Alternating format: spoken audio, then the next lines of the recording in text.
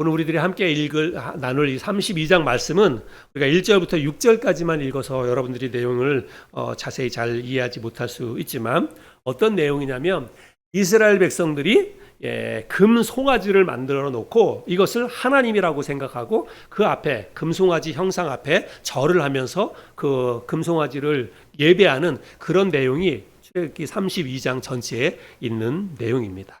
우리가 잘 아는 금송아지 사건이죠. 근데 우리가 잘 아는 내용이라고 해서 우리가 쉽게 생각하고 넘어가면 절대로 안 됩니다. 이건 너무너무 심각하고 아주 어처구니 없는 그런 사건인데 오늘날에도 우리에게 이와 같은 일이 얼마든지 일어날 수 있다고 하는 것입니다. 아니요, 어쩌면 지금도 우리의 삶 속에서 많은 그리스도인들의 삶 속에서 이와 같은 일들이 지금 계속해서 일어나고 있다. 저는 그렇게 생각을 합니다. 이스라엘 백성들이 금송아지를 만들어 놓고 경배함으로 인해서 하나님의 진노를 사는 그런 내용이 오늘 본문의 말씀인데 이스라엘 백성들이 금송아지를 만들어 놓고 경배하는 이 어처구니 없는 일의 시발점은 왜 이 사람들이 그런 일들을 시작하게 되었냐면 그들을 인도하고 있었던 지도자인 모세가 하나님을 만난다고 시내산 꼭대기 정상으로 올라갔는데 아무리 기다려도 모세가 내려오지 않는 거예요. 그래서 기다려도 내려오지 않으니까 참다 못해서 답답한 마음에 불안한 마음에 이제 금송아지를 만들어 놓고 경배하는 그런 짓을 벌였다는 것입니다. 오늘 우리가 읽었는데 1절 말씀을 제가 한번 다시 읽어보겠습니다. 1절 백성이 모세가 산에서 내려오미 더딤을 보고 모여 백성이 아론에게 이르러 말하되 일어나라 우리를 위하여 우리를 인도할 신을 만들라. 이 모세 곧 우리를 애굽 땅에서 인도하여 낸 사람은 어찌 되었는지 알지 못함이니라. 이스라엘 백성들이 시내 광야에서 시내산 밑에 있는 시내 광야에서 지금 장막을 치고 거기서 지금 생활하고 있습니다.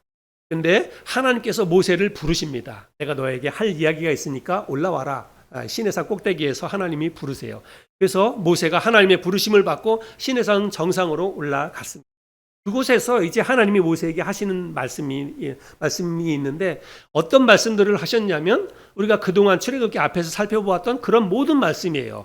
이스라엘 백성들이 가나안 땅에 들어가서 지키며 살아야 될 십계명을 비롯한 모든 율법과 계명들을 이제 하나님이 모세에게 자세히 다 가르쳐 주십니다. 그리고 우리가 그동안 살펴보았던 성막의 모든 기구를 만들라고 하는 그런 말씀도 이제 그 시내산 꼭대기에서 모세에게 하나님이 쭉 말씀을 하시는 거예요. 그런 말씀들을 시내산에서 모세와 하나님이 그런 이야기를 쭉 나누고 있었는데 시간이 얼마나 걸렸을까요? 하나님이 그 모세와 그 이야기했던 그 시간이 얼마나 걸렸는지 아무튼 이스라엘 백성들이 그 기다리다가 모세가 기다려도 내려오지 않으니까 답답해서 이제 그 하나님 형상을 만들어서 예배를 했다는 것인데 얼마의 시간이 걸렸는지는 출애굽기 24장에 기록되어져 있습니다. 출애굽기 24장 12절부터 18절까지에 있는 말씀인데요. 제가 한번 읽어볼까요? 24장 12절부터 18절까지 여호와께서 모세에게 이르시되 너는 산에 올라 내게로 와서 거기 있으라. 내가 그들을 가르치도록 내가 율법과 계명을 친히 기록한 돌판을 내게 주리라. 모세가 그의 부하 여호수아와 함께 일어나 모세가 하나님의 산으로 올라가며 장로들에게 이르되 너희는 여기서 우리가 너희에게로 돌아오기까지 기다리라. 아론과 훌이 너희와 함께 하리니 무릇 일이 있는 자는 그들에게로 나아갈지니라 하고 모세가 산에 오르매 구름이 산을 가리며 여호와의 영광이 시내산 위에 머무르고 구름이 엿새 동안 산을 가리더니 일곱째 날에 여호와께서 구름 가운데서 모세를 부르시니라. 산 위에 여호와의 영광이 이스라엘 자손의 눈에 맹렬한 불같이 보였고 모세는 구름 속으로 들어가서 산 위에 올랐으며 모세가 40일 40야를 산에 있으니라. 모세가 하나님의 부르심을 받고 시내산 꼭대기에 올라가서 며칠을 있었다고요? 40일을 있었다라고 이야기하고 있습니다. 그런데 40일 동안 내려오지 않으니까 아마도 이스라엘 백성들은 모세가 산에 올라갔다가 죽었다고 아마 생각했던 것 같습니다. 사람이 올라갔다가 온다 그랬는데 40일 동안 아무 감감무소식이니까 아마도 죽었다 이런 생각을 했던 것 같습니다. 그래서 어쨌든 40일이 지나도 모세가 내려오지 않자 백성들은 이제 그 다음 지도자인 아론에게로 몰려갑니다. 아론에게로 몰려가서 뭐라고 얘기하냐면 우리를 위하여 우리를 인도할 신을 만들라 이렇게 이야기를 하고 있습니다. 여러분, 이스라엘 백성들이 아론을 찾아가서 뭐라고 이야기했다고요? 우리를 위하여 우리를 인도할 신을 만들라 이렇게 이야기를 하고 있습니다. 여러분, 이 말을 잘 새겨들어야 됩니다. 이 말 속에 이스라엘 백성들이 하나님에 대해서 그들이 어떤 생각을 가지고 있었는지를 엿볼 수 있습니다. 이스라엘 백성들이 우리를 위하여 나를 위해서 나를 인도할 하나님의 신을 만들라 이렇게 이야기를 하고 있다는 것입니다. 이스라엘 백성들의 이 말 속에서 하나님에 대해서 이들이 어떤 생각을 가지고 있었는지를 우리가 엿볼 수 있는데 그들은 지금 하나님을 어떤 예배와 경배의 대상이 아니라 자기들의 유익과 자기들의 어떤 필요를 위해서 목적대로 자기의 마음대로 이용할 수 있는 그런 존재로 여기고 있었다는 사실. 그래서 자기들을 인도할, 자기들을 위해서 자기들을 인도할 신을 만들라 이렇게 요구를 하고 있다는 것입니다. 오늘 우리들 읽은 이 본문에 보면 본문에는 그런 언급이 없지만 정황상 볼 때에 이 아론이 이스라엘 백성들이 와가지고 우리를 위해서 신을 만들라 이렇게 얘기했다고만 지금 기록되어져 있지만 아마 아론은 신변에 굉장히 위협을 느꼈다라고 하는 것을 정황상 우리가 알 수가 있습니다. 왜냐하면 아론이 아무 거기에 대해서 반론을 제기하지 않고 곧바로 그들의 요구를 수용하는 것을 볼 수 있습니다. 그것은 성경에 기록되어져 있지 않지만 아마 죽일 듯이 맹렬한 그런 분노를 가지고 아론을 찾아와서 이제 그 아론을 협박하면서 우리를 위해서 신을 당장 만들어내라 이렇게 협박을 했으리라라고 하는 것을 알 수가 있습니다. 결론적으로 이제 아론이 금송아지 형상을 만들게 되는데 아마 아론은 처음부터 이스라엘 백성들에게 금부치를 가져오라 이렇게 이야기를 하거든요. 너희들에게 있는 금을 다 가져오라 이렇게 얘기하는데 아론은 그 금을 가지고 뭘 만들지를 이미 머릿속에 다 생각을 하고 있었다는 거예요. 그러니까 금을 가져오라고 얘기한 거죠. 금을 가져다가 내가 뭘 만들어야 될지 이렇게 생각을 하고 있었다는 것입니다. 그래서 결국은 아론이 이스라엘 백성들에게 금부치를 다 가져오라라고 이야기하고 그 금부치를 가지고 뭘 만들어요? 송아지 형상을 만들게 됩니다. 그 내용이 2절부터 4절까지인데요. 또 제가 한번 읽어보겠습니다. 2절부터 4절까지. 아론이 그들에게 이르되 너희의 아내와 자녀의 귀에서 금고리를 빼어 내게로 가져오라. 모든 백성이 그 귀에서 금고리를 빼어 아론에게로 가져가매 아론이 그들의 손에서 금고리를 받아 부어서 조각칼로 새겨 송아지 형상을 만드니 그들이 말하되 이스라엘아 이는 너희를 애굽 땅에서 인도하여 낸 너희의 신이로다 하는지라. 백성들의 요구에 따라서 이제 아론이 금을 가지고 부어서 그리고 주물에다가 부어서 송아지 형상을 만들고 조각칼로 그거를 정교하게 다듬어서 금 송아지 형상을 만들었다라고 하는 것입니다. 근데 여러분 왜 여러 가지 것들이 많이 있었을 텐데 왜 송아지 형상을 만들었을까요? 아론이 금 송아지 형상을 만들었다라고 이야기하고 있잖아요. 왜 금 송아지 형상을 만들었을까요? 네. 이거는 애굽 땅에 그들이 있을 때 이런 것을 보았기 때문이에요. 한 번도 보지도 않았으면서 그냥 어떤 신의 형상으로 송아지를 만든다 그런 일은 없어요. 애굽 땅에 있을 때 애굽에서는 애굽 사람들은 여러 가지 형상들을 만들어 놓고 그걸 신으라고 섬겼는데 그 가운데 하나가 송아지예요. 그래서 송아지 형상을 금 송아지 형상을 애굽에서 애굽 사람들이 섬기는 것을 보았습니다. 그래서 아론도 그거를 가지고 이제 금 송아지를 만들어 놓고 이걸 이제 하나님으로 섬겨야 되겠다 이런 생각을 가지고 금 송아지를 만들었다라고 하는 것입니다. 그런데 모세가 금 송아지 형상을 딱 만들고 나자 백성들이 뭐라고 이야기하는지를 주의 깊게 살펴볼 필요가 있습니다. 4절 말씀에 보면 그들이 말하되 이스라엘아 이는 너희를 애굽 땅에서 인도하여 낸 너희의 신이로다 하는지라. 자기들끼리 그런 얘기를 하는 거예요. 아론이 금송아지 형상을 딱 만들어 놓으니까 백성들이 이게 우리를 애굽 땅에서 인도해낸 우리의 신이다. 서로 그렇게 이야기를 했다는 것입니다. 근데 여러분 이스라엘 백성들을 애굽 땅에서 인도해낸 신은 누구예요 원래? 여호와 하나님입니다. 여호와 하나님이에요. 여호와 하나님이 이스라엘 백성들을 애굽에 430년 종살이할 때 그들을 애굽 땅에서 인도해낸 신이 바로 여호와 하나님입니다. 그런데 지금 이스라엘 백성들은 금송아지를 보면서 뭐라고 얘기해요? 이 금송아지가 우리를 애굽 땅에서 인도해낸 우리의 신이다. 지금 이렇게 이야기를 하고 있다는 사실입니다. 여러분, 이 사람들은 지금 어떤 다른 우상을 그들의 머릿속에는, 적어도 그들의 머릿속에는 다른 우상을 생각한 게 아니에요. 하나님을 생각한 것입니다. 하나님이 우리를 애굽 땅에서 인도해 냈는데 그 하나님은 눈에 보여요, 안 보여요? 안 보여요. 근데 그들을 인도해 냈던 그 모세마저도 이제 죽었는지 살았는지 모르니까 답답한 마음에 이제 우리를 인도해낼 신을 만들라라고 하면서 하나님이라고, 애굽에서 자기들을 인도해낸 그 하나님이라고 생각하면서 뭘 만드는 거예요? 송아지를 만들었다라고 하는 것입니다. 그런데 여러분, 그들이 머릿속에 하나님을 염두에 두었을지라도, 이것이 하나님이다라고 생각했을지라도 여러분, 그것은 분명히 하나님의 말씀을 어긴 잘못된 행동이다, 죄다라고 하는 것입니다. 왜 그러냐면 하나님은 10계명 가운데 제1계명과 제2계명이 뭔지 여러분 아시죠? 10계명 가운데 제1계명과 2계명은 출애굽기 20장 3절 4절에 있는데 한번 볼까요? 우리 같이 한번 읽겠습니다. 시작. 너는 나 외에는 다른 신들을 내게 두지 말라.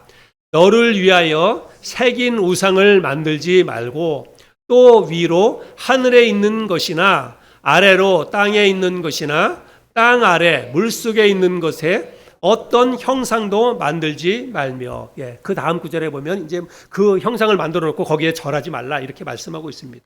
이 세상에 그 어떤 형상이라도 그것이 설령 나를 생각하면서 만든 것이라 할지라도 너희들은 절대로 만들지 말라는 것입니다. 그것을 만들어 놓고 그 앞에 절하지 말라라고 하나님께서 분명하게 말씀을 하고 있습니다. 그래서 이스라엘 백성들은 비록 하나님의 형상이라고 생각하면서 만들었지만 하나님의 율법, 그것도 10계명 가운데 제1계명과 제2계명을 어긴 아주 중범죄를 범하고 말았다는 사실입니다.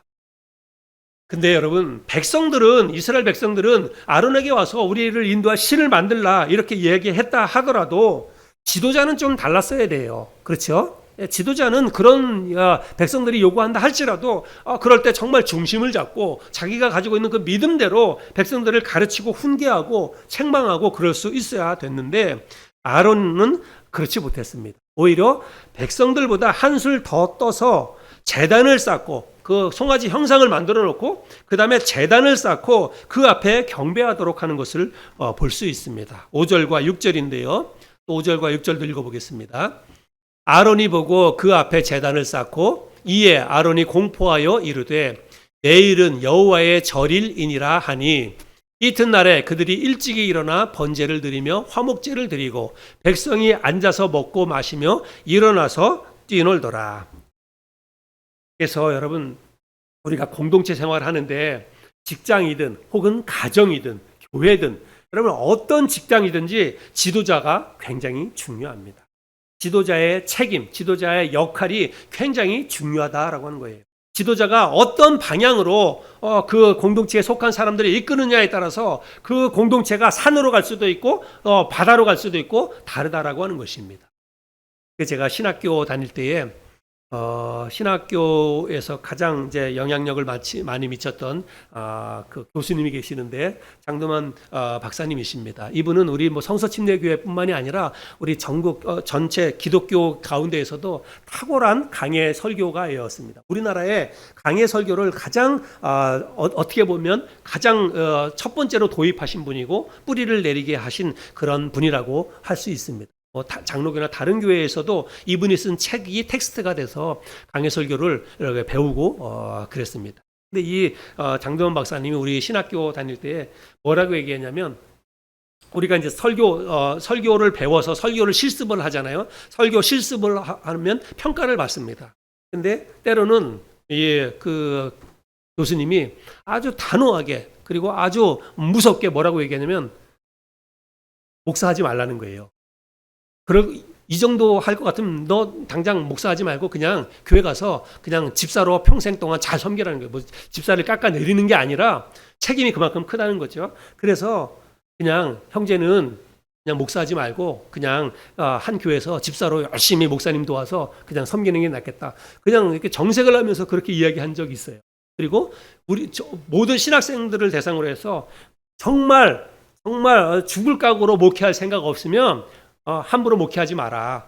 그리고 정말 바르게 목회할 것 같지 할 자신이 없으면 그냥 성도로 열심히 잘 섬겨라, 이렇게 얘기를 했습니다. 왜냐하면 너희 한 사람 때문에, 너희들이 잘못된 성경 해석, 잘못된 설교, 잘못된 가르침, 이거 하나 때문에 너희 교회 단체로 너희 교회 모든 성도들을 다 지옥으로 끌고 갈 수 있다는 거예요. 그래서 함부로 목사 되지 말라고 이렇게 이야기했던 그런 기억이 납니다. 여러분 정말 그래요. 지금도 여러분 보세요. 우리 주위에 이단에 속한 사람들 보세요. 교주 한 사람이 문제입니다. 그 교주 한 사람 때문에 다른 사람들이요, 전체가 다, 그 안에 있는 사람들이 다 그 사람 믿고 따라가는 거잖아요. 그 사람 믿고 다 지옥 가는 겁니다. 잘못된 길로 가는 거예요. 가정도 파탄되고 자기 부모도 버리고 다 그 교주 따라갑니다. 그러니까 여러분, 지도자가 얼마나 중요한가, 이런 것들을 볼 수 있습니다. 특별히 종교 지도자, 영적인 지도자의 책임과 역할은 정말로 막중하다라고 하는 것을 볼 수 있습니다. 오늘 우리가 본문에서 확인하지 않습니까? 이 아론 한 사람만 똑바로 서 있었다면 백성들이 그렇게 온다 할지라도 백성들을 책망하고 무슨 소리 하느냐, 우리를 인도하는 하나님은 여호와 하나님 아니냐, 그 하나님을 믿고 섬겨야지 무슨 다른 신을 만들라고 이야기하느냐 하면서 그들을 책망을 했어야지요. 십계명을 통해서 이미 어떤 형상도 만들지 말라고 그랬는데 무슨 형상을 만들 수 있겠느냐라고 하면서 책망을 했어야 됐는데, 오히려 지도자가 잘못된 길을 가면서 백성들을 다른 길로 이끄는 것을 보게 됩니다. 이제 그 산 아래에서는, 산 위에서는 하나님이 모세에게 이제 가나안 땅에 들어가서 그들이 지켜야 될 모든 그 말씀들을 전해주는 그야말로 거룩한 하나님의 말씀의 향연이 펼쳐지고 있었는데, 산 아래에서는 완전히 딴 세상이 열리고 있었다는 것입니다. 그래서 하나님이 모세에게 뭐라고 얘기하냐면, 빨리 산 아래로 내려가라, 빨리 장막으로 내려가 봐라 라고 이야기합니다. 그래서 그 산 아래에서 어떤 일이 일어나고 있는지를 하나님이 모세에게 가르쳐 주어요. 그러면서 하나님이 뭐라고 말씀하시냐면, 내가 저 백성들을, 완악한 백성들을 다 싹 쓸어버리겠다, 다 진멸해버리겠다라고 하나님이 말씀을 하십니다. 7절부터 10절까지인데요.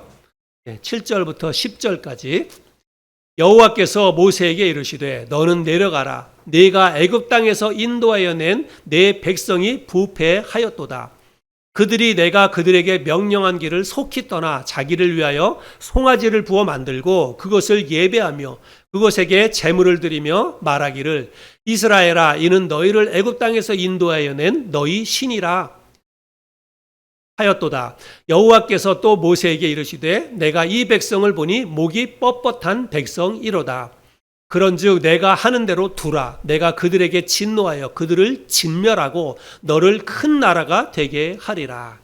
그래서 너는 빨리 내려가서 저 완악한 목이 뻣뻣한 백성들을 봐라. 그들이 금송아지를 만들어서 그것을 지금 숭배하고 있다라고 얘기하면서 빨리 내려가는 거예요. 그리고 하나님이 뭐라고 말씀하시냐면, 내가 저들을 진멸해버리겠다. 대신 너를 통해서 다시 한번 내가 새 민족을 이루어 주시겠다라고 이야기하십니다. 이건 뭐예요? 범죄한 이스라엘 백성들을 다 진멸하고 이제 새 판을 짜겠다는 것입니다. 모세를 통해서 새로운 백성을 일으켜 주시겠다라고 이야기하고 있습니다. 근데 여러분, 우리가 그동안 출애굽기 말씀을 살펴보면서 이스라엘 백성들을 인도하다가 이스라엘 백성들이 고집 피우고 또 하나님에 대해서 불신하고 원망하고 불평하고, 그래서 하나님이 그들을 진노하시겠다고 말씀하실 때마다 모세가 어떻게 합니까? 곧바로 하나님 앞에 납작 엎드려서, 하나님 안 됩니다. 하나님 제발 안 됩니다. 이 백성들 불쌍히 여겨주십시오. 살려주십시오. 그렇게 모세가 하나님 앞에 부르짖잖아요. 그렇게 해서 그 진노가 넘어가는 것을 계속 보아왔잖아요. 근데 이번에도 모세가 납작 엎드려서 하나님 앞에 또 간절히 기도를 하게 됩니다. 11절부터 13절까지인데요. 우리 자매님 이 말씀 한번 읽어주시기 바랍니다. 11절부터 13절입니다. 모세가 그의 하나님 여호와께 구하여 이르되, 여호와여, 어찌하여 그 큰 권능과 강한 손으로 애굽 땅에서 인도하여 내신 주의 백성에게 진노하시나이까? 어찌하여 애굽 사람들이 이르기를, 여호와가 자기의 백성을 산에서 죽이고 지면에서 진멸하려는 악한 의도로 인도해 내었다고 말하게 하시려 하나이까? 주의 맹렬한 노를 그치시고 뜻을 돌이키사 주의 백성에게 이 화를 내리지 마옵소서. 주의 종 아브라함과 이삭과 이스라엘을 기억하소서. 주께서 그들을 위하여 주를 가리켜 맹세하여 이르시기를 내가 너희의 자손을 하늘의 별처럼 많게 하고 내가 허락한 이 온 땅을 너희의 자손에게 주어 영원한 기업이 되게 하리라 하셨나이다. 예. 이 모세가 이 다급한 상황에서도 모세가 하나님 앞에 부르짖어 기도하는 게요, 굉장히 설득력이 있습니다. 그리고 굉장히 어떻게 보면 논리적입니다. 모세가 뭐라고 얘기하냐면, 하나님이 그 큰 권능이 있는데 그 큰 권능으로 당신의 백성을 진멸하는데 그 권능을 쓰시겠습니까? 그렇게 첫 번째는 그렇게 이야기를 합니다. 그리고 만약에 하나님께서 당신의 사랑하는 백성인 이스라엘 백성들을 진멸한다면 저 애굽에 있는 백성들이, 애굽 사람들이 하나님 도대체 뭐라고 생각하시겠습니까? 기껏 당신의 백성을 애굽에서 끌어내더니 이 광야에서 당신의 백성들을 다 죽였구나. 당신의 백성을 이 광야에서 다 죽이려고 애굽에서 끌어냈구나. 이렇게 그 애굽 사람들이 생각하지 않겠습니까? 이렇게 얘기를 합니다. 그리고 나서 또 뭐라고 얘기했냐면, 하나님, 우리의 조상인 아브라함과 이삭에게 하나님이 언약하신 게 있지 않습니까? 우리 그 조상들에게 그 언약하셨던 것처럼 우리 이스라엘 민족에게 영원한 땅을 기업으로 주겠다고 약속하지 않았습니까? 그런데 어떻게 이스라엘 백성들을 지금 하나님이 다 진멸하시겠다고 하십니까? 굉장히 설득력이 있잖아요. 그렇죠? 모세의 말대로 하면 하나님이 진노하실 수가 없는 거예요. 그러니까 모세가 그렇게 하나님 앞에 간절히 기도해서 결국은 하나님께서 당신의 뜻을 접고 이스라엘 백성들을 진멸하지 않기로 그렇게 마음을 바꾸시는 것을 볼 수가 있습니다. 그런데 결국 하나님의 뜻을 바꾸기는 했지만 이거는요, 즉각적으로 진멸하지 않겠다는 것이지 아예 이스라엘 백성들을 징계하지 않겠다라고 하는 그런 말씀은 아닙니다. 여러분, 지금 이스라엘 백성들이 지은 죄는요, 이거는 정말 엄청난 죄입니다. 왜냐하면 하나님이 아닌 다른 신을 만들어 놓고 거기다 갖다 경배하고 섬기는 거잖아요. 하나님의 법을 이제 뭐 대놓고 하나님의 법을 어긴 것이기 때문에 이거는 사실은 용서할 수가 없는 죄입니다. 그래서 이런 죄에 대해서 심판하지 않는다는 것은 이건 하나님의 공의에 심각한 타격을 입는 것입니다. 그래서 결국은 나중에 하나님께서 이 죄에 대한 그 죄값은 따로 하나님께서 죄값을 치르도록 하십니다. 오늘 본문 말씀의 끝부분에 보면 그런 내용이 있는데요. 34절과 35절을 제가 한번 읽어보겠습니다. 이제 가서 내가 네게 말한 곳으로 백성을 인도하라. 네 사자가 네 앞서 가리라. 그러나 내가 보응할 날에는 그들의 죄를 보응하리라.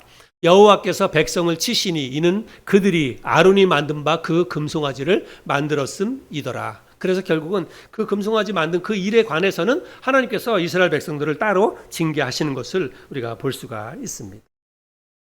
어찌하든지 간에 이제 하나님의 말씀을 듣고 모세가 산에서 내려옵니다. 며칠 만에 내려오는 거예요? 40일 만에 내려오는 것입니다. 그런데 내려와서 보니까 진짜 하나님이 말씀하신 그대로 참담한 광경이 그의 앞에서 펼쳐지고 있었다는 것입니다. 그래서 모세가 그 모습을 보고 금송아지를 만들어 놓고 그거를 하나님이라고 섬기면서 그 앞에서 먹고 마시고 뛰어놀았다는 거예요. 그냥 우리 성경에는 그냥 단지 먹고 마시고 뛰어놀았다라고 하지만 여러분, 이거는 술에 취해서 지금 먹고 마시고 뛰는 것입니다. 그냥 맨정신으로 여러분 그렇게 할 수 있습니까? 아니에요. 이들은 먹고 마시고 그냥 신을 섬긴다라고 하면서 종교의식을 하면서 술에 취해서 그 앞에서 흥청망청대면서 그렇게 뛰놀고 있었다는 사실입니다. 그 모습을 보고 모세가 어떻게 하는지 15절부터 20절까지의 말씀인데, 또 우리 자매님 15절부터 20절까지 말씀을 또 한번 읽어주시기 바랍니다. 모세가 돌이켜 산에서 내려오는데 두 증거판이 그의 손에 있고 그 판의 양면 이쪽 저쪽에 글자가 있으니 그 판은 하나님이 만드신 것이요 글자는 하나님이 쓰셔서 판에 새기신 것이더라. 여호수아가 백성들의 요란한 소리를 듣고 모세에게 말하되 진주에서 싸우는 소리가 나나이다. 모세가 이르되 이는 승전가도 아니요 피하여 부르짖는 소리도 아니라 내가 듣기에는 노래하는 소리로다 하고 진에 가까이 이르러 그 송아지와 그 춤추는 것들을 보고 크게 노하여 손에서 그 판들을 산 아래로 던져 깨뜨리니라. 모세가 그들이 만든 송아지를 가져다가 분살라 부수어 가루를 만들어 물에 뿌려 이스라엘 자손에게 마시게 하니라. 모세가 내려와서 이스라엘 백성들의 모습을 보면서 너무 화가 나고 너무 분노가 나가지고 어떻게 했다고요? 하나님께서 직접 그 돌판을 만들어 주시고 그 돌판에다가 기록한 10계명 기록한 두 돌판을 들고 내려오다가 그 두 돌판을 어떻게 했습니까? 백성들이 보는 앞에서 밑으로 던져가지고 두 돌판을 깨트려 버렸다는 것입니다. 근데 사실은 이러한 행동은 사실은 잘못된 행동입니다. 모세가 하나님이 만들어 주신 그 돌판을 아무리 자기가 화가 나고 참지 못했다 할지라도 그 돌판을 내던져서 깨트린 그 행동은 사실은 이거는 옳은 행동은 아닙니다. 예전에 이스라엘 백성들이 범죄해서 물 달라고 물 없는 곳에서 물 달라고 했을 때 하나님께서 반석을 명해서 물을 내라 그랬을 때 모세가 백성들이 완악한 모습을 보고 어떻게 합니까? 반석을 이 지팡이로 내리쳐가지고 물을 내기는 했는데 그것과 마찬가지입니다. 그때도 역시 자신의 감정을 이 분노를 잘 조절하지 못해서 그냥 과격한 행동을 취했는데 이번에도 역시 그렇게 과격하게 하나님이 주신 그 돌판 계명을 던져서 깨뜨렸다는 것입니다. 그래서 결국은 나중에 하나님이 이 10계명의 돌판을 다시 만들어 주시거든요. 그러니까 모세가 그렇게 조금 자기 자신의 어떤 감정도 절제했어야 되는데 그거는 좀 잘못한 일입니다. 근데 그렇게 하고 내려와 가지고 어떻게 하냐면 그들이 만들어 놓았던 금송아지 그거를 가지고 오라고 해가지고 그걸 어떻게 합니까? 다시 불에 녹이고 그거를 빻아가지고 가루로 만들어가지고 물에 탑니다. 그리고 나서 거기에 적극적으로 가담했던 사람들에게 다 어떻게 합니까? 다 마시게 합니다. 여러분 모세가 이렇게 한 행동은 왜 그거를 다 그 사람들에게 마시게 했을까요? 그 금송아지 여러분 그들은 방금 전까지만 하더라도 그게 신이라고 생각을 했다는 것입니다. 우리를 인도한 신이라고 하면서 그 신 앞에서 경배하면서 했어요. 근데 그 신을 가루로 만들어 가지고 그걸 자기가 그 물로 마신다는 행위는 그건 뭐냐면 인간들이 만들어 놓은 그 형상 그거는 아무것도 아니다라고 하는 것을 가르쳐 주기 위한 그런 목적이기도 합니다. 신을 뭐 가루를 만들어서 마신다라고 하는 거는 그거는 뭐 그게 아무것도 아니다라고 하는 것을 가르쳐 주기 위한 그런 행동이기도 하고 또 하나는 뭐냐면 너희들이 한 행동을 절대로 잊지 말아라. 우리가 뭔가 어떤 일에 대해서 어떤 충격적인 그런 것들을 경험하면 그걸 잘 잊지 못하잖아요. 근데 자기들이 신이라고 만들어 놓았던 것을 불에 태워가지고 가루로 만들어서 그거를 가루로 만들어서 마시면 그런 어떤 일들을 하게 되면 그걸 쉽게 잊을 수 있겠습니까? 그러니까 그런 어떤 끔찍한 짓을 한 행동에 대해서 절대로 잊지 말도록 하기 위한 그런 방편으로 그거를 다 물을 마시게 했다. 저는 그렇게 생각을 합니다.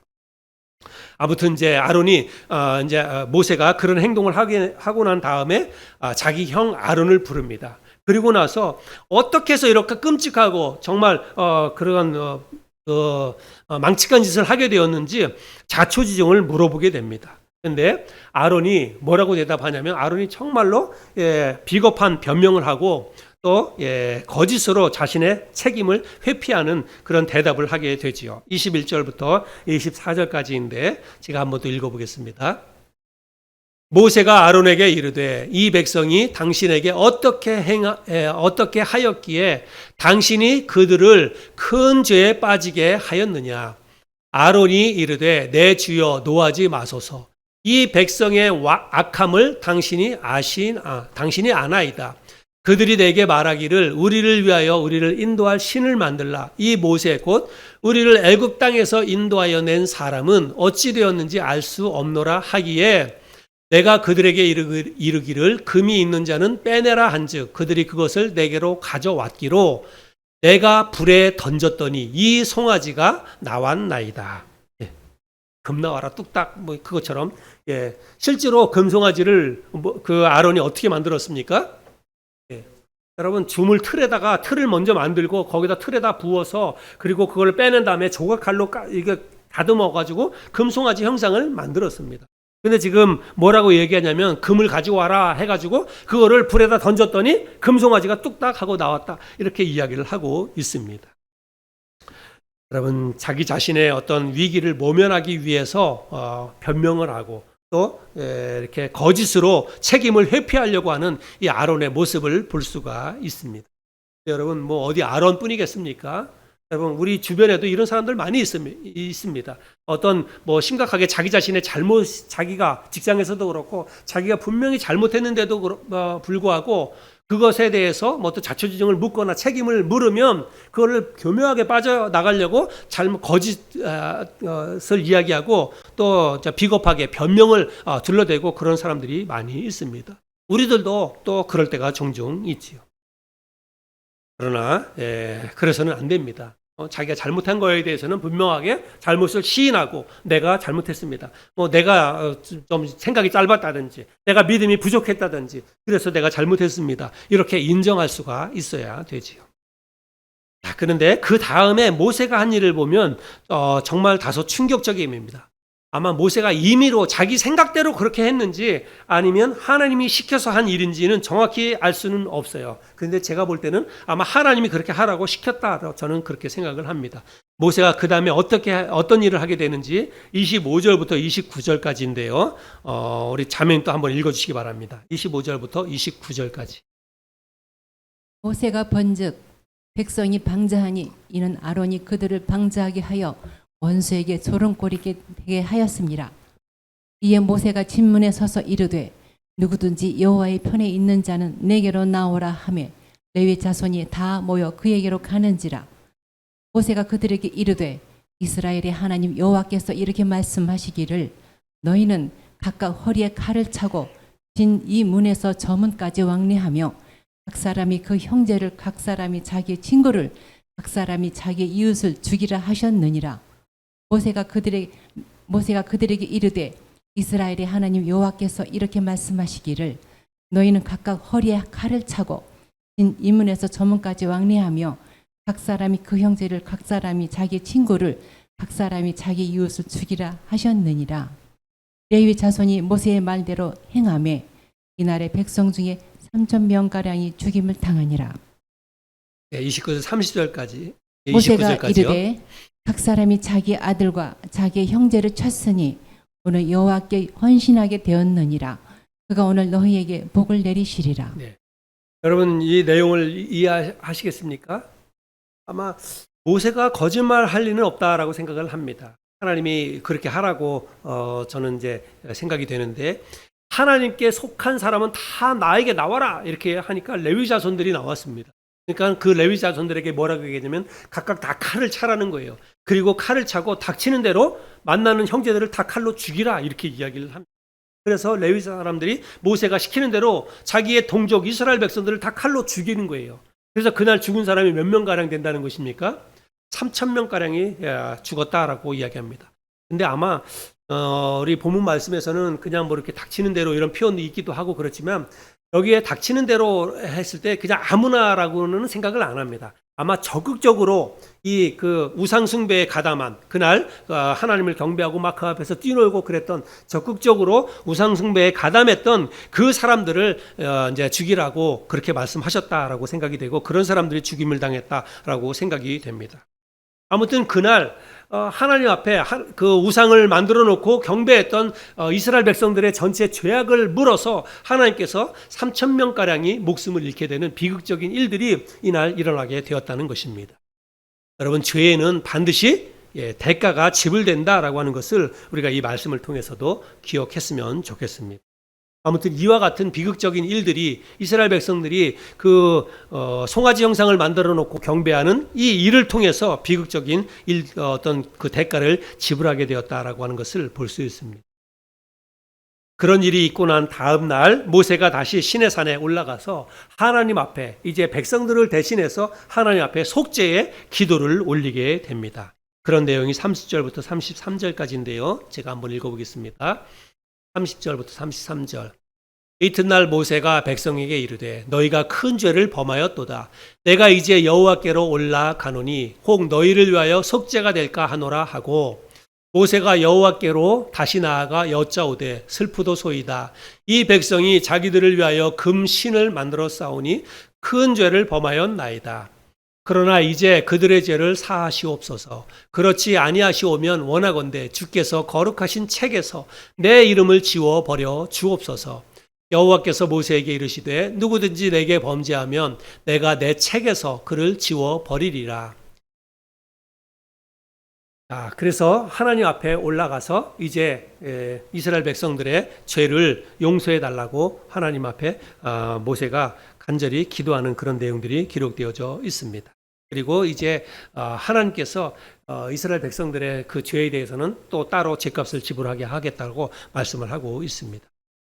나중에 보면 이스라엘 백성들이 결국은 가나안 1세대에 있었던 이스라엘 백성들은 다 가나안 땅에 들어가지 못하죠. 물론 그 앞전에 있었던 그런 사건들도 있지만 이러한 모든 것들에 대한 결과로 이스라엘 백성들에게 하나님이 진노하셔서 1세대 하나님을 불신했던 1세대들은 가나안 땅에 다 들어가지 못하는 그런 벌, 징계를 받았다. 저는 그렇게 생각을 합니다. 오늘 이제 우리가 함께 살펴본 말씀, 금송아지 사건에 관해서 우리가 함께 좀 교훈을 나눠보기를 원합니다. 오늘 여러분들이 이 말씀을 들으면서 여러분은 어떤 생각이 드시는지 모르겠습니다. 아마도 참 어처구니 없다. 오늘 이 말씀을 보면서 정말 어처구니 없다. 아니 어떻게 이스라엘 백성들이 그것도 지도자인 아론이 주도가 되어서 하나님의 형상을 만들어 놓고 그것도 금송아지로 하나님의 형상을 만들어 놓고 그걸 하나님이라고 생각하면서 그 앞에 절을 할 수 있을까? 정말 바보 같다, 멍청하다, 정말로 어처구니 없는 일이다. 아마 그런 생각이 들지 모르겠습니다. 도대체 이해가 안 된다, 납득이 안 된다, 그렇게 생각할지 모르겠습니다. 근데 여러분 한번 생각해 볼까요? 지금 그런 일들을 한 사람들이 누굽니까? 그럼 지금 이런 말도 안 되는 짓들을 벌인 사람들이 누구예요? 이스라엘 백성들입니다. 여러분 이스라엘 백성들은 이 세상에 지금 이 성경이 기록될 당시에 이스라엘 백성들은 이 세상에 있는 그 어떤 사람들보다도 하나님을 가장 잘 아는 사람들입니다. 하나님을 가장 잘 아는 사람일 뿐만이 아니라 하나님의 역사를 생생하게 경험했던 사람들입니다. 하나님의 은혜를 누구보다도 가장 많이 받았던 사람들이 바로 이스라엘 백성들입니다. 여러분 맞죠? 이스라엘 백성들보다 하나님을 더 잘 아는 사람들이 어디 있습니까? 이스라엘 백성들보다 하나님의 역사를 더 생생하게 경험한 사람들이 어디 있습니까? 그들은 지금 한 2달 전에 홍해바다를 하나님의 인도하심으로 마른 땅을 밟고 건너왔어요. 하나님이 홍해바다를 쫙 갈라가지고 그들을 마른 땅을 밟고 건너가게 해주시고 뒤따라오던 애굽의 병사들은 다 물에 수장시키는 그런 정말 생생한 일들을 그 기적을 경험하고 왔던 사람들이 이스라엘 백성들입니다. 여러분 그런 사람들이 이런 참담한 짓을 벌였다면 여러분 오늘날 저와 여러분들은 우리는 얼마나 더 그럴 수 있을까라고 하는 것들을 우리는 생각해 볼 수 있어야 합니다. 우리가 이스라엘 백성들이 어떻게 이렇게 금송아지를 만들어 놓고 이것이 우리를 애굽에서 우리를 인도해낸 신이다라고 그들이 그렇게 그것을 믿을 수 있었을까 이렇게 생각할 수 있지만 여러분 우리 사람들은요 그보다 더한 짓도 할 수 있는 게 우리 인간이라고 하는 것입니다. 그보다 더 멍청한 짓을 할 수 있는 게 바로 우리 사람들이다라고 하는 생각들을 우리는 할 수 있어야 됩니다. 그런데 여러분 이스라엘 백성들이 이런 말도 안 되는 정말 참담한 짓을 저지르게 된 그런 원인이 무엇일까? 우리가 그거를 생각해야 돼요. 왜 이스라엘 백성들이 이런 참담한 짓을 그렇게 벌였을까요? 왜 그랬습니까? 하나님이 눈에 안 보였기 때문에 그렇다. 하나님이 눈에 안 보이는 분이기 때문에 그랬다는 거예요. 만약에 하나님이 눈에 보였다면 그들의 눈앞에 하나님이 계셨다면 아니요. 그냥 자기들이 알고 있는 어느 장소에 하나님이 계신다라고 분명히 그들이 그런 믿음이 있었다면 저기에 가면 하나님이 있다. 그들이 아직까지는 성막을 다 만들지 않았으니까 성막이 없었으니까 그러긴 하지만 정말 우리가 어느 한 곳에 가면 하나님이 저기에 분명히 하나님 계신다라고 하는 그런 믿음이 분명히 있었다면 아니 뭐 그런 장소가 아니더라도 지금까지 하나님이 우리를 인도해 오셨다. 애굽에서 우리를 인도해 주셨고 그리고 하나님께서 그 낮에는 구름 기둥으로 밤에는 불 기둥으로 우리를 인도해 주시고 홍해바다를 갈라서 우리를 건너게 해 주신 분이 바로 하나님이다라고 하는 그런 분명한 믿음만 있었다면 그런 믿음이 흔들리지 않았다면 그들은 절대로 그런 짓을 하지 않았을 것입니다. 그런데 하나님이 눈에 안 보여요. 하나님이 눈에 안 보입니다. 그리고 또 하나님이 우리를 인도해 주셨다라고 하는 그런 믿음이 지금은 없는 것입니다.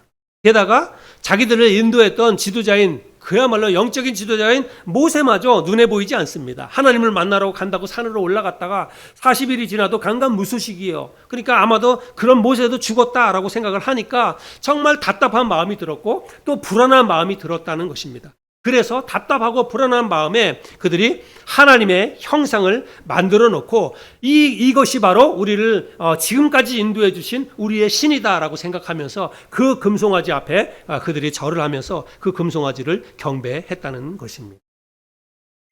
여러분, 그런데 지금 저들이 처한 환경과 저들이 하는 그런 행동과 오늘날 우리들이 처한 환경, 우리들이 하고 있는 일이 결코 다르지 않다는 사실입니다. 여러분, 우리도 똑같이 지금 그럴 수 있고 그런 짓을 할 수 있다는 거예요.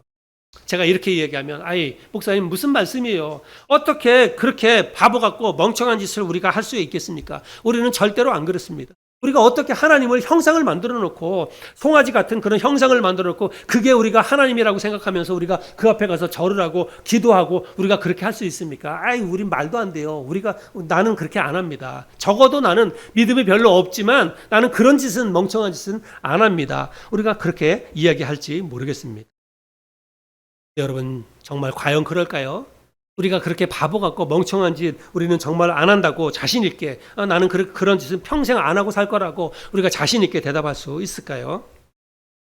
저는 이 말씀 생각하면서 어쩌면 이스라엘 백성들은 정말 우리보다 훨씬 더 순수하다, 훨씬 더 순진하다 그렇게 생각을 합니다. 여러분, 그들은 지금 대놓고 뭘 만들었냐면 송아지 형상을 만들었지만 그들은 그걸 뭐라고 생각한 거예요? 하나님이라고 생각을 한 거예요. 우리를 인도해 주신 하나님이라고. 그들이 잘못한 것은 하나님이 형상을 만들지 말라고 하는 그 계명을 어긴 것이지 그들은 생각 속에서는 그게 하나님이라고 생각을 하면서 그 앞에 가서 경배하고 예배했다는 것입니다. 어찌 보자면 그들은 적어도 우리보다는 정말 마음은 순수하다. 저는 그런 생각을 했어요. 왜 그렇습니까? 여러분, 우리는 대놓고 어떤 송아지 같은 형상, 하나님이라고 생각하면서 송아지 형상은 만들진 않지만 우리의 마음속에서 여러분, 우리는 하나님보다 더 중요하게 생각하면서 하나님보다 더 사랑하는 것들을 우리의 마음속에서 혹은 우리의 실제 생활에서 얼마든지 우리가 그거를 만들어 놓고 그거를 따라가고 있지 않나, 우리는 그런 생각을 해봐야 한다는 것입니다. 저는 오늘 이 금송아지 하나님이라고 하는 설교의 제목을 정했는데 오늘날 현대 그리스도인들도 똑같이 금송아지 하나님을 섬기고 있다 생각을 합니다. 여러분, 저와 여러분들이 섬기고 있는 금송아지 하나님, 금송아지, 여러분 그게 뭘까요? 여러 가지가 많이 있겠죠. 우리의 삶 속에서 하나님보다 더 내 마음을 빼앗기고 내가 하나님보다 더 의지하고 하나님보다 더 사랑하고 따라가는 것들이 여러분 얼마나 많이 있습니까? 내 자식이 될 수도 있고 내 부모가 될 수도 있고 많이 있습니다. 많이 있지만 저는 딱 한 가지만을 생각해 봤으면 좋겠습니다.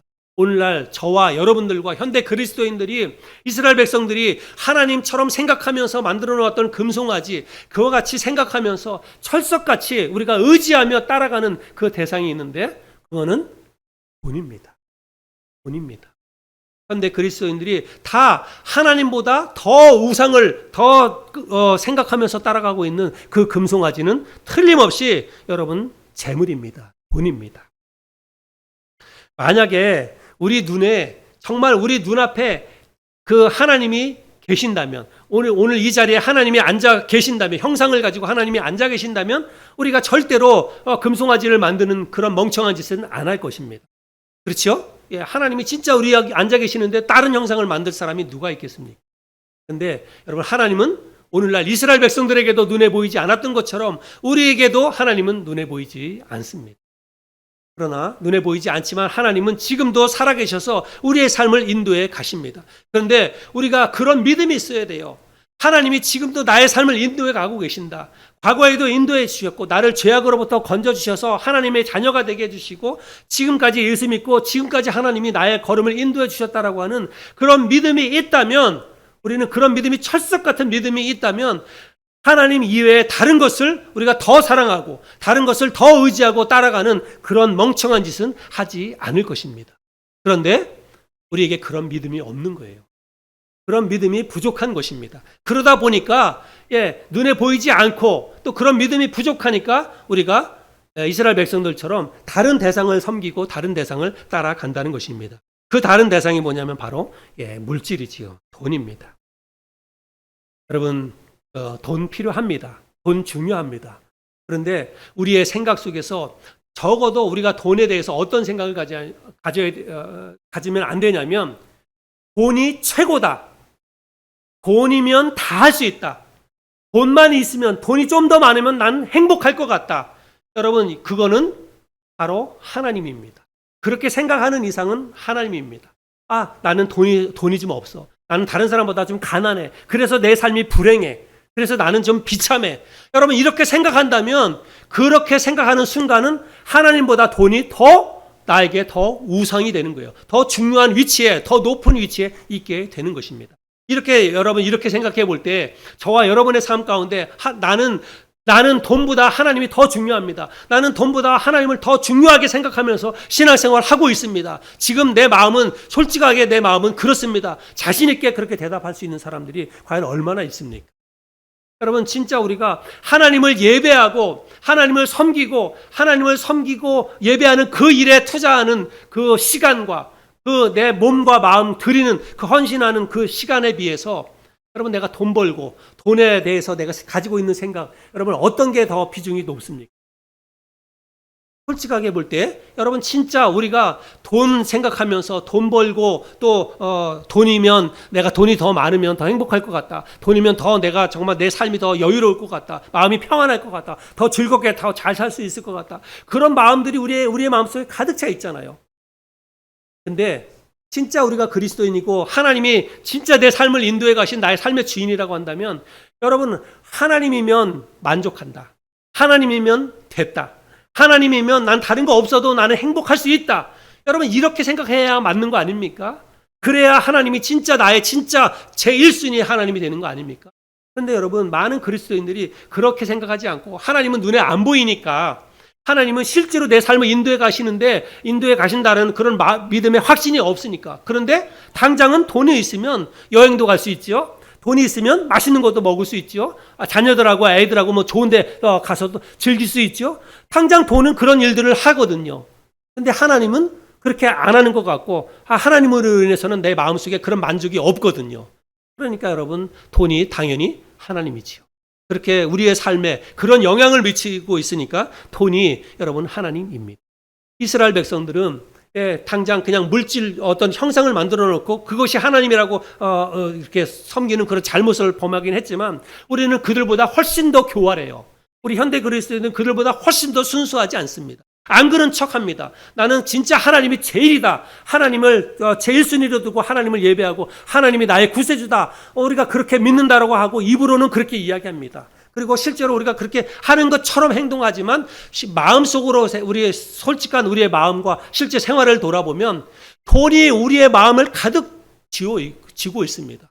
돈이 내 삶을 전부를 막 인도해 가고 있는 거예요. 그래서 돈 때문에 예배도 패하고, 돈 때문에 마음에 시험이 들기도 하고 걱정이 들기도 하고, 그렇다는 것입니다. 오늘 이 말씀을 통해서 우리 자신들을 한번 돌아봤으면 좋겠습니다. 그래서 내 안에 있는 금송아지 하나님, 돈, 재물에 대해서 다시 한번 우리가 하나님 앞에 생각해 볼 수 있었으면 좋겠습니다. 여러분, 하나님은 눈에 보이지 않습니다. 예나 지금이나 여전히 하나님은 눈에 보이지 않습니다. 그러나 눈에 보이지 않는다고 해서 하나님이 안 계신 것이 아니라는 사실들을 우리가 다시 한번 우리의 마음속에 새겼으면 좋겠습니다.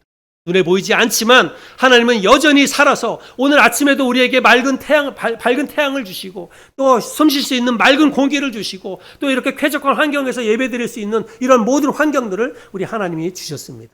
우리의 삶 한 걸음 한 걸음을 인도해 가시는 분이 살아계신 하나님이십니다.